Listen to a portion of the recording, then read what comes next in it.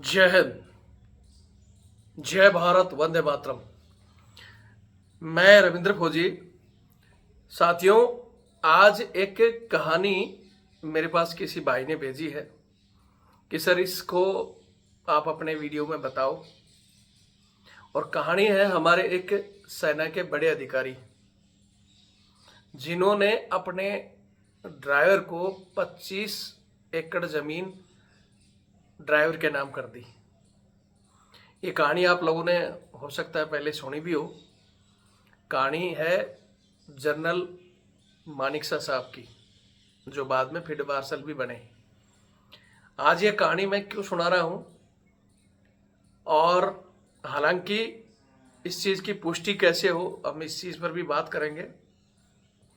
लेकिन मैं जो वीडियो लगातार बनाता हूँ उसमें हमारे एक साथी है, मैं तो उनको साथी कहूँगा, हालांकि वो मेरे को अपना दुश्मन समझते हैं और इस हिसाब से कमेंट्स करते हैं। अधिकारी हैं वो। तो अधिकारी बार बार लिखते हैं कि आप सारे अफसर खराब नहीं हैं, आप अफसरों के अच्छे कार्य के भी वीडियो बनाया करो। तो मैंने कभी नहीं कहा है कि सारे अफसर खराब हैं। मेरे किसी वीडियो में आप ये चीज़ें कभी नहीं सुन सकते। मैंने कभी नहीं कहा कि हमारी सेना खराब है या हमारे सारे अधिकारी खराब हैं। सिर्फ और सिर्फ मैं हमेशा उन अधिकारियों के खिलाफ बोलता हूं जिनकी मानसिकता आज भी ब्रिटिश अधिकारियों की तरह है। और सेना हमारी किसी भी प्रकार से खराब नहीं है। सेना के अंदर कुछ तो चमचों ने सेना को खराब कर रखा है और कुछ इन ब्रिटिश नियमों ने जो समय के अनुसार बदलने चाहिए। और यही मानेकशॉ साहब के कुछ किस्से हैं जिनके ऊपर एक फिल्म भी बनी हुई है। आपने देखा भी होगा, उस फिल्म में भी एक दृश्य बताया गया था। जब मानेकशॉ साहब किसी यूनिट का विजिट कर रहे थे तो वहाँ एक अधिकारी एक जवान को पनिशमेंट देते हैं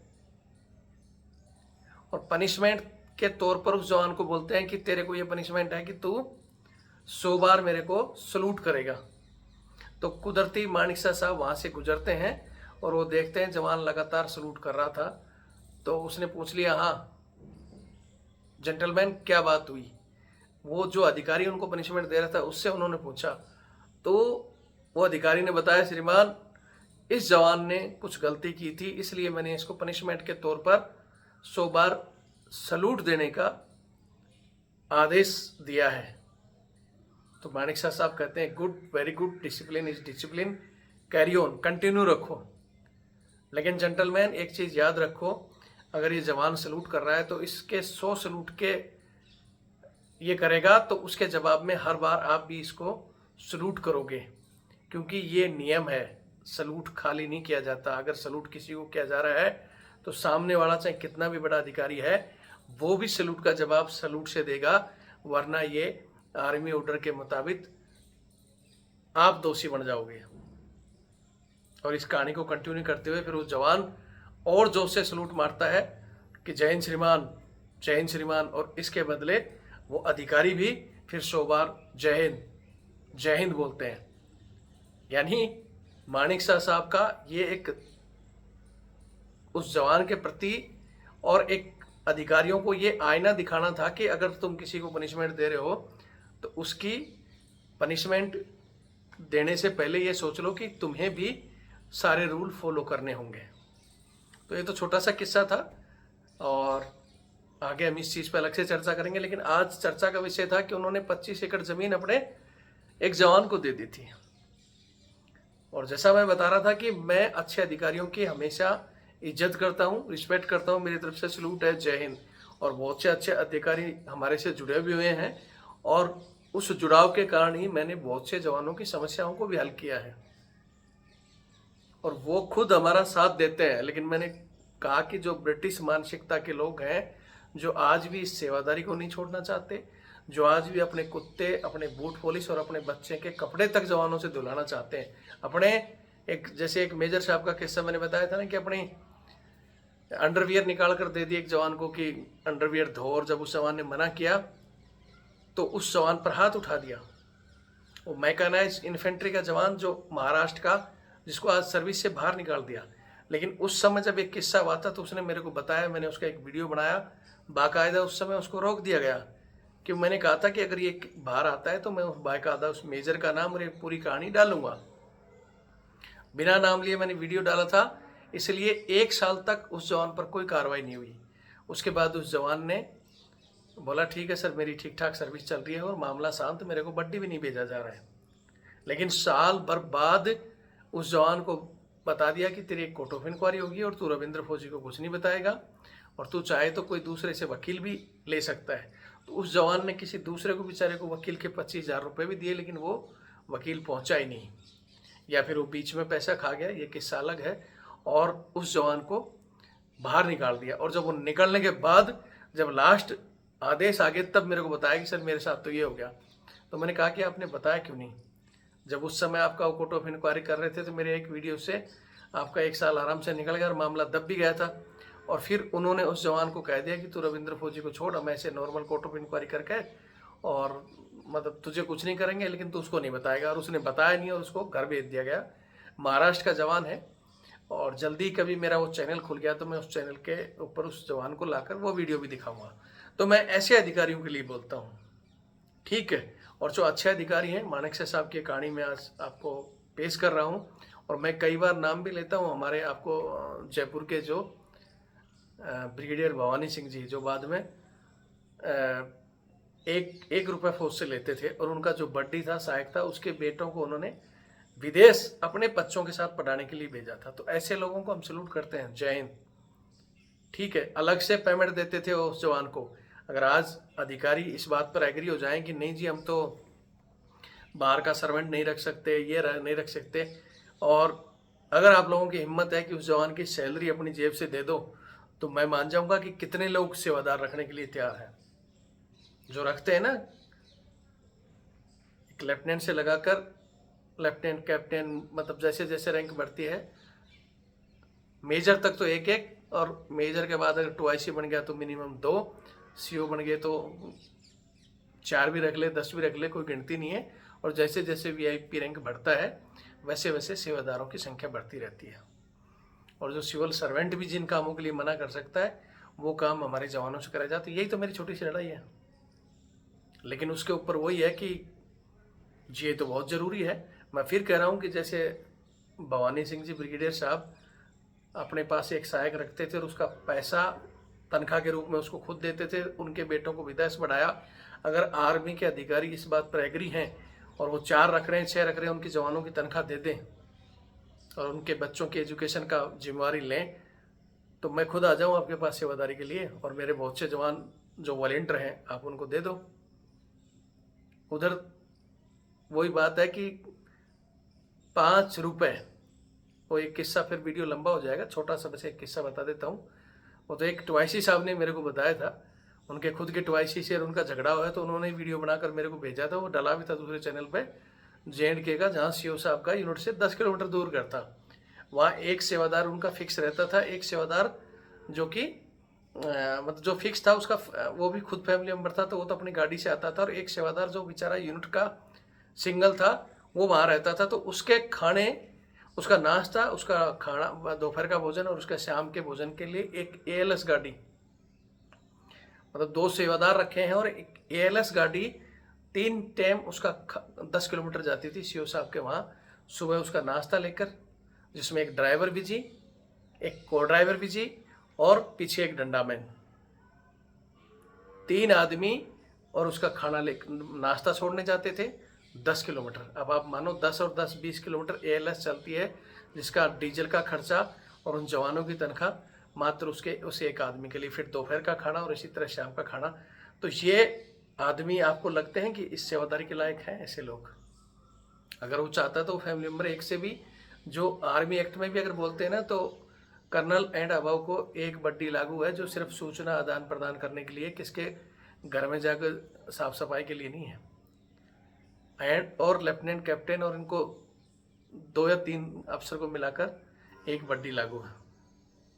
वैसे तो हमारे JCO साहब और सूबेदार मेजर इस रैंक को भी लागू है, लेकिन वहाँ मिलता ही नहीं है, और मिलते हैं तो वो उनका वो काम करता नहीं है। हाँ, कुछ ऐसे हैं वही है ना कि खरबूजा खरबूजे को देखकर रंग बदलता है। तो कुछ ऐसे सूबेदार मेजर साहब भी बन जाते हैं जो कि भाई अफसर का वहाँ कर रहा है तो मेरे भी यहाँ बूट पॉलिश करेगा, मेरे भी गार्डन में काम करेगा, मेरा भी दूध लाएगा। वो खुद उसी रैंक के होते हुए वो भी कुछ लोग करवाते हैं। तो इसमें मैं फिर कह दिया कि हर रैंक में, जैसे वो अधिकारी कई बार ये भी लिखते हैं कि हर रैंक में गलत लोग हैं, तो मैं मानता हूँ। वो ये भी कहते हैं कि तुम्हारे खुद के बंदे वॉलेंटियर हैं। तो वॉलेंटियर तो इसलिए हैं कि उनको रास्ता दिखाई दे रहा है। अगर वो दीवार ही बन जाएगी तो दीवार थोड़ी फांदेंगे। अगर वो बंद ही हो जाएगा तो क्यों जाएंगे। उनको सेंटर के बाद कितने, एक सोल्जर को तैयार करने के लिए कितना पैसा लगता है, फिर उसको सोल्जर बनाया जाता है, तब वो जाकर वर्दी पहनता है और उसके कंधे पर उस रेजिमेंट का नाम और आर्मी की वो वर्दी पर उसका लिखा होता है पूरा। लेकिन उस सब को पहनकर एक शेर सोल्जर, और जब ये सर्वेंट का काम करे, तो इस चीज़ के लिए मैं लड़ता हूँ। ठीक है। फिर वही बहुत से लोग यहाँ बोले यार रविंद्र फौजी तो ये करने लग गया। तो ये मैंने उदाहरण दिया था जिनको लगता है कि मैं अफसरों के खिलाफ, ऐसा नहीं है। अच्छे अधिकारियों की इज्जत करते हैं, रिस्पेक्ट करते हैं। इसी सिलसिले में अब ज़्यादा नहीं कहकर मैं मानिकशाह साहब की कहानी आपको बता देता हूँ। जनरल मानिकशाह साहब जब 1971 की लड़ाई के बाद में उनको फील्ड मार्शल भी बना दिया गया था और वो सेनाध्यक्ष भी रहे हैं, आप सभी को पता है। और उनको कुछ पुरस्कार भी मिले थे और उसी सिलसिले में उनको 25 एकड़ ज़मीन मिली हुई थी हरियाणा में। अभी जब वो रिटायरमेंट हो रहे थे, लगभग 1973 के आसपास की बात है, तो रिटायरमेंट के समय में जब उनके रिटायरमेंट की तैयारी चल रही थी, ये हो ही जाता है कि भाई दूसरे जनरल बनने वाले हैं, तो उनके एक ड्राइवर थे, उनका नाम था हवलदार श्याम सिंह। हालांकि मैं फिर कह रहा हूँ कि इस कहानी में कुछ पेच हैं, उनके सवाल मैं आखिरी में करूँगा। जिन्होंने ये कहानी प्रस्तुत की है या तो वो जवाब देंगे, या अगर श्याम सिंह ड्राइवर जी या उनके परिवार के लोग हैं तो वो जवाब देंगे, वो बाद की बात है। तो जैसा कि कहानियों में बताया गया है कि भाई उनके रिटायरमेंट के टाइम पर जब वो चीज़ें चल रही, तो श्याम सिंह जैसे जैसे समय नज़दीक आ रहा था तो हवलदार श्याम सिंह कुछ उदास रह रहे थे। तो एक दिन जनरल मानिकशाह साहब ऐसे वास तो कर ही रहे थे, और मानिकशाह साहब थोड़े हंसी मजाक वाले भी आदमी थे और खुलकर बात करते थे, चाहे अपना ड्राइवर हो चाहे और कोई भी जवान हो, उससे भी बात, सिपाही हो गया तो उससे भी बात करते थे। और यहाँ तक कि एक बार आपको याद है जिस समय प्रधानमंत्री इंदिरा गांधी जी को भी उन्होंने बोल दिया था कि आपकी हेयर स्टाइल मुझे पसंद है, तो मजाक करते रहते थे। तो इसी सिलसिले में एक बार वो रक्षा मंत्री जी से मिलकर आ रहे थे, तो आकर वो गाड़ी में बैठे और ड्राइवर को बोला यार आज तो रक्षा मंत्री जी ने मुझे, मतलब उनका नाम जो जनरल सैम मानेकशॉ था उसकी जगह उसको बोल दिया कि श्याम यार मान भी जाओ। जो उनके ड्राइवर को चीज़ें बता रहे थे कि यार आज तो श्याम सिंह मेरे को भी श्याम बोल दिया। तो ऐसे मजाक कर रहे थे, लेकिन वो ड्राइवर सीरियस और हंसा नहीं। तो मानिकशाह ने बोला यार मैं काफ़ी दिन से देख रहा हूँ श्याम सिंह, क्या बात है तू बहुत उदास उदास रह रहा है, कहीं तेरी भैंस ने दूध देना बंद तो नहीं कर दिया, या तेरी भैंस चोरी तो नहीं हो गई, कैसे दुखी है तू। मतलब एक तरह का उन्होंने हंसकर ये उसको कहा। तो श्याम सिंह ने कहा कि नहीं नहीं सर ऐसी कोई बात नहीं है, मैं ऐसे ही मतलब उदास सा हूँ, कुछ मैं मतलब काम है मेरा का कोई, इस वजह से मैं उदास हूँ। बोला बता यार, मैं अब रिटायर हो जाऊँगा, उसके बाद अब अगर तेरा कोई काम है तो मैं करूँगा। तो ड्राइवर ने बोला कि सर मैं ये चाहता हूँ कि आप रिटायरमेंट हो रहे हो तो मेरा भी रिटायरमेंट करवा दो, वीआरएस करवा दो तो बहुत अच्छा है। तो उन्होंने कहा कि यार तू इतना अच्छा ड्राइवर है, जैसे तूने मेरे साथ ड्यूटी की है वैसे भी और जनरल साहब आएंगे या किसी के साथ भी ड्यूटी करना, और बहुत अच्छा आगे तू नायक सूबेदार बनेगा, तेरे को और रैंक मिलेंगे, तो क्यों जाना चाहता है। बोला सर ये चीज़ मैं आपको आज नहीं बताऊँगा, क्योंकि मैं आप बता दूंगा तो आप मेरे को रिटायरमेंट का मेरा नहीं करवाओगे, और अगर आप मेरी इच्छा कर सकते हो, इतने दिन मैंने आपकी सेवा की तो यह मेरा काम करवा दो। तो मानेकशॉ ने एक दो बार तो उनको समझाया, फिर वो देखे कि भाई ये तो मानेगा नहीं। हरियाणा के थे तो हरियाणा के वही, या तो बोलते हैं कि भाई जाट भाई, या जैसे राजस्थान वालों को फौज में मतलब बहुत जगह ही बोलते हैं भाई ये तो जाट है, मानेगा नहीं। या मार्शल कौम में जाट है, राजपूत है, जिनको यही बोलते हैं भाई ये लोग जिन्होंने जो कह दिया वो करेंगे। तो मानेकशॉ साहब ने उसकी एप्लीकेशन मंगाई, लिखाई और सेंक्शन करवा दिया। उसका जब सेंक्शन होकर उसका भी रिटायरमेंट, जनरल थे जब फील्ड मार्शल थे, एक फ़ोन हुआ और कागज़ भेजे और उनका रिटायरमेंट उसी के साथ साथ लगभग, मतलब साहब से पहले ही उसका आ गया। तब वो सेंक्शन होकर आ गया और उसको बोला, अब श्याम सिंह अब तो बता यार, तूने मेरे को बताया नहीं, क्यों जाना चाह रहा है? तो फिर उसने, श्याम सिंह बोला ठीक है साहब अब तो हो गया यार, मैं आपसे पहले ही जा रहा हूँ, मतलब लास्ट जैसे आप जाओगे तभी मैं आपका एक दिन पहले ही, मतलब सेम एक ही डेट पर रिटायर होते थे, एक जो क्या बोलते हैं जो भी था। तो बोला कि सर मैं इसलिए मैंने रिटायरमेंट लिया है कि आपके साथ मैंने इतने दिन नौकरी की है और आपकी लास्ट फील्ड मार्शल की गाड़ी चलाई है, तो आपकी इज्जत और मेरी रिस्पेक्ट भी समझो कि मैं दूसरे किसी की अब गाड़ी नहीं चलाऊंगा। मतलब कल ने मेरे को पता नहीं किसी जनरल या और नीचे कहीं फेंक देंगे या इधर उधर डोलूंगा तो वो मेरे को अच्छा नहीं लगेगा। मैं आपके साथ नौकरी करा हुआ इसलिए मैंने ये लिख दिया, और मैं भी इज्जत से, क्योंकि इस समय मैं कोई भी बोलेगा तो लास्ट में वही फील्ड मार्शल की गाड़ी चला रहे थे, तो मैं भी इज्जत से जाना चाहता हूँ। बोले यार बस इतनी सी बात थी। बोले हाँ ठीक है। बोले जाकर करेगा क्या? बोले साहब देखेंगे कुछ भी करेंगे। बोले यार हरियाणा का है, कुछ ज़मीन वमीन होगी तेरे पास, खेती करेगा? बोले साहब मेरे पास तो खेती की ज़मीन बिल्कुल भी नहीं है, मैं तो गरीब हूँ, लेकिन मैंने बस इज्जत के कारण ही दे दिया। बोले ठीक। और बोले जाकर मैं कहीं ना कहीं कोई ड्राइवर की या कोई भी जॉब बाहर जाकर कुछ भी कर लूँगा। तो बोले ठीक है। फिर मानिक शाह ने उस समय उनको कहा नहीं, लेकिन उन्होंने एक अपनी वसीयत तैयार कराई, जो 25 एकड़ हरियाणा में उनको ज़मीन मिली थी 1971 के युद्ध के बाद में, उनको जो भी पदक मिला था उसके एवज में, तो उन्होंने उसकी ट्रांसफ़र वेल करवाई उसके नाम पर। अब उस समय पढ़े लिखे वो जो भी थे उनका जैसे भी साइन करा रहे उसके नाम करके एक लिफाफे में उसको दे दिया कि ये लिफाफा ले, मेरी तरफ से तेरे को एक छोटा सा भेंट है और तो इसको घर जाकर खोलना। तो श्रीमान जी ने वो अपनी वर्दी में रख लिया और वो रिटायरमेंट हो गए, जनरल साहब भी रिटायरमेंट हो गए। उसके बाद वो गया इधर उधर और अपना नौकरी ढूंढने लगा। खेती बाड़ी तो थी नहीं, इधर उधर काम कर रहा था। तो कई दिन काम करते करते एक दिन उसकी वाइफ ने, जैसा कि उसमें बताया गया कि उसकी वर्दियों को वहाँ रख रही थी, वो पुरानी वर्दियों को कि यार इनको फेंक दें या कुछ कागज़ है, तो उसके हाथ में वो लिफाफा लगा। तो बोले यार ये लिफाफा तुमने देखा नहीं? तो वो क्या बोलते हैं अपने जो श्याम सिंह थे ड्राइवर आए, बोले हाँ ये या तो मैंने याद ही नहीं किया। बोले लिफाफा जनरल साहब ने आते समय मेरे को दिया था, लेकिन ये प्रशंसा पत्र वगैरह होगा, मुझे तो पता नहीं और मुझे तो पढ़ना भी नहीं आता, चल अपना मास्टर से पढ़वाते हैं। तो वो मास्टर के पास ले गए, नज़दीक कोई रिटायरमेंट वो मास्टर था उनके स्कूल का, उनके पास वो गए। जी बोले ये हमारा प्रशंसा पत्र क्या है कि थोड़ा पढ़ के बता दो। तो मास्टर जी ने वो देखा, बोले यार ये तो तुम्हारे को ट्रांसफ़र वेल है, ये जो 25 बीघा हरियाणा में ज़मीन है वो तुम्हारे नाम कर दी। फिर उनकी मैडम ने बोली मैं तो इसको फेंकने जा रही थी, तो बोल रहे थे कि प्रशंसा पत्र होगा और ये तो साहब ने बहुत बड़ा वो हमारे लिए कर दिया।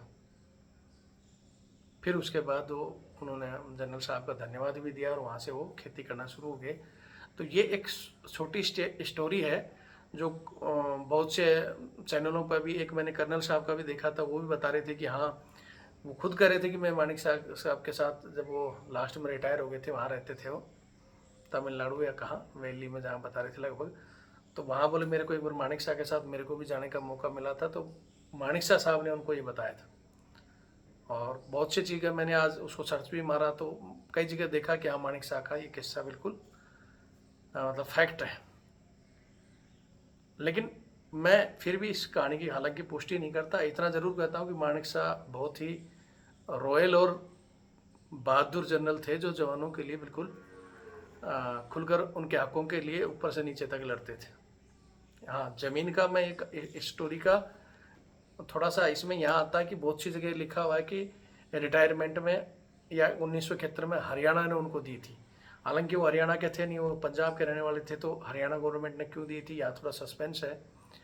हाँ उनको कुछ पद्म भूषण वगैरह मिले थे, तो इंडिया गवर्नमेंट ने उनको हरियाणा में दी थी, क्योंकि सेंट्रल गवर्नमेंट कहीं भी दे सकती है।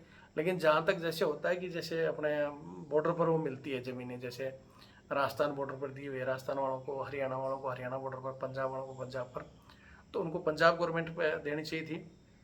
या बाद में उनका कोई एड्रेस वगैरह चेंज था, या हरियाणा सरकार ने प्रशंसा के तौर पर दी थी, इस चीज़ की पुष्टि मैं बहुत काफ़ी सर्च कर रहा था, नहीं मिली। तो इस विषय में मैं चाहता हूँ कि कहानी उनके अगर ड्राइवर जो श्याम सिंह जी का नाम आया बताया जा रहा है, सोनीपत के आसपास के बताए जा रहे हैं, तो वहाँ तक ये ज़रूर पहुँचाएँ। और अगर वो हैं अभी वो तो शायद जिंदा नहीं होंगे, 95 साल की उम्र में तो जनरल साहब भी जा चुके, तो वो भी लगभग उसी एज को होंगे। तो उनके अगर कोई बेटे पोते हों और इस चीज़ की पुष्टि करें तो हम वहाँ जाकर भी इस चीज़ को वीडियो को बनाएं और मिलकर उसका चीज़ों का क्लियर हो। बाकी तो मैं बता ही चुका हूँ कि बहुत से ऐसे रहे राजस्थान के, तो 2-3 जनरल है, सकत सिंह जैसे साहब का भी नाम आता है, जो मतलब जवानों के लिए खुले में बहुत चीज़ें डोनेट करके गए हैं। जैसे लास्ट में ये जनरल साहब ने भी, माणिक शाह साहब ने भी अपनी पेंशन भी जो शहीद विडो है उनके वेलफेयर में वो अपनी डोनेशन ही कर दी थी पूरी की पूरी। अभी भी बहुत लोग हैं जो जवानों के लिए बहुत कुछ करने वाले हैं। तो ऐसे कुछ किस्से हैं जिनके पास भी तो मेरा नंबर है, तो मेरे तक ज़रूर भेजें। हमारी तरफ से जवान हैं, जैसो हैं, अधिकारी जिन्होंने अच्छा काम किया है उसकी हम प्रशंसा करते हैं, उनको बारंबार सलूट करते हैं, धन्यवाद, जय हिंद। चाहे वो हमारे सेना के हों, चाहे पैरामिलिट्री फोर्स के हों, या अपने इसके पुलिस फोर्स के हों। पुलिस फोर्स का भी एक वीडियो मैं बनाने वाला हूँ। डीजीपी विक्रम साहब का मेरे को बहुत अच्छा लग रहा है, वो जो उन्होंने डायलॉग मारा है वो बिल्कुल रियलिटी है कि एक ज़माने में मतलब बड़े बड़े आईएएस अधिकारी मतलब जो चीज़ें अफोर्ड नहीं कर पा रहे हैं, वो आज पुलिस के कांस्टेबल से लगाकर आईपीएस जो भी अधिकारी हैं सबका जो रिजल्ट देख रहे हो कि फॉर्चूनर से नीचे चल ही नहीं रहे, और कहाँ कहाँ इनकी ज़मीनें हैं। तो उसका किस्सा भी मैं एक अलग से बनाऊंगा। बाकी वीडियो देखें और शेयर करें। और फिर कह रहा हूँ कि हमारा कोई दुश्मन नहीं है। मैं, मेरी वर्दी, मेरी सेना और फौजी के नाम से जहाँ भी कहीं अन्याय अत्याचार होता है उससे मैं अपना समझकर उसके लिए लड़ता हूँ और लड़ता रहूँगा। और कुछ जो कमियाँ हैं डिपार्टमेंट में उनको सुधारने के लिए आज हम नहीं बोलेंगे, तो भविष्य में उसकी वजह से इतनी अच्छी आज सैलरी के बावजूद भी वीआरएस की लाइन क्यों लगी हुई है, क्यों लोग नौकरी छोड़ना चाह रहे हैं, क्यों लोग आए दिन आप देखते हो। जैसे अभी एक सीएचएम का आया था कि साहब उसने पैरामिलिट्री फोर्स का था, 3 दिन वर्दी में बुला कर लास्ट में वो बेचारा दुनिया छोड़ गया। जैसे कुछ दिन पहले जैकलाई का, तो ये बहुत ऐसे किस्से हैं। तो उनके लिए हम इसलिए बोलते हैं कि अगर वो चीज़ें सुधरेंगी तो हमारे सेना के लिए और खासकर हमारी आगे आने वाली पीढ़ियों के लिए बहुत अच्छा रहेगा। हमारी जो ये सेना है मजबूत होंगी। ये जो अफसर जवानों की जो खाई बढ़ती जा रही है उसको कम किया जाए और तालमेल हो, इसलिए हम बोलते हैं। लेकिन आप लोगों को अगर चापलूसी पसंद है, चमचागिरी पसंद है या झूठी खबरें पसंद है तो आपकी मर्जी है। अगर आपको सही लगता है तो वीडियो से जुड़ें और शेयर करें, चैनल से जुड़ें और शेयर करें। और कहीं भी आपके साथ अन्याय अत्याचार होता है तो मुझे ज़रूर बताएं। जय हिंद, जय भारत, वंदे मातरम।